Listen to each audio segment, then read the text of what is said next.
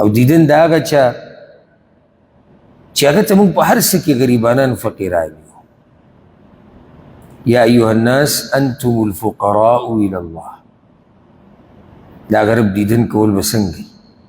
دیدن د هغه رب چې موږ د هغه نافرمانیانې کوو او هغه بیا هم احسانات کوي او نعمتونه راکوي.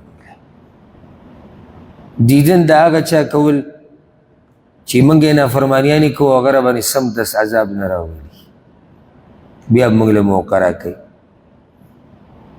یعنې قادر دی په دې باندې چې په هغه ټیم په موږ باندې عذاب راولي. الله وی زه خو قادر په ډېر څه یم. یو ځای کې الله وی إن يشأ يذهبكم أيها الناس ويأتي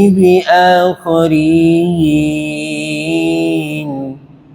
الله وی زه خو په دې قادر یم چې تاسو بوزم او ستاسو په ځای بل شان خلک راولم.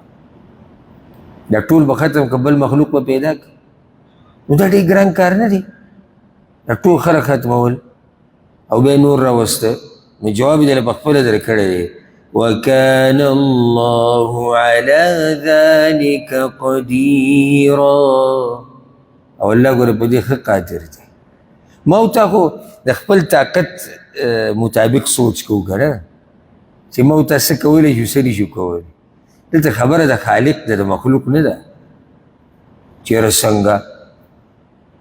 دا بس خبرې د الله په حق کې او بس سوالات د الله په حق کې دلالت په دې کوي چې دې سړي خپل رب پېژندلی نه دی.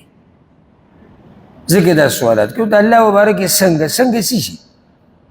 دا مخلوق د هغه دی هغه پیدا کړی دی نو هغه ته څه ګرانه چې دا ختم کړي نور راولي. هغه ته څه ګرانه ده. نو دیدن د دغه رب چې دومره لوی احسان یې په موږ باندې کړی او دیدن د هغه رب چې هغه ذوالجلال دی الکمال والجمال. هغه د عزتونو خاوند دی هغه د کمال خاوند دی هغه د ښایست خاوند دی. او هر شی چې دنیا کې تاسو وینئ که نه چې دا ښایسته دی نو دا هغه رب پیدا کړی دی چې د هغه مبارک رسول صلی الله علیه وسلم وایي په صحیح مسلم کې حدیث دی ان الله جمیل. الله ښایسته دی. کله موږ دنیا وینو که نه څه شی یو ځای ته ورشو چکر له دا شنې ونې وینو او شنه غرونه اوبه به وي دا بس نشه کړي یو سم بیا دکه خبره کو څومره ښایسته ځای دی څومره ښایسته ځای دی. کله یو انسان وینو سم ښایسته وي سم نوراني بس صفتونه ولکه څومره ښکلی دی څومره ښایسته دی څومره مزېدار. چېرته دې سوچ وکړه چې کوم رب چې را دومره ښایسته مخلوق پیدا کړی هغه به پخپله څومره ښایسته وي. د دې رب دیدن کول د یوسف علیه السلام د رب دیدن کول چې هغه له الله کوم ښایست ورکړی. د محمد ابن عبدالله صلی الله علیه وسلم د رب دیدن کول الله هغه له څومره ښایست ورکړی. نو چې رب العالمین دې مخلوقاتو له دومره ښایست ورکړی دی نو پخپله به هغه څومره ښایسته وي او د هغه دیدن کول. الله اکبر. ډېر تندي په دې ځمکه راښکودې شوي دي د دې دپاره چې صرف دغه دیدن موږ ته نصیب شي.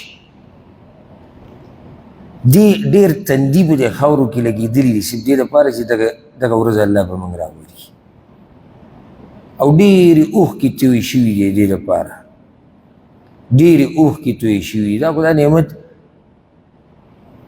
په دین نه لرې خلک یې څه محسوسوي هغوی ته څه پته دي.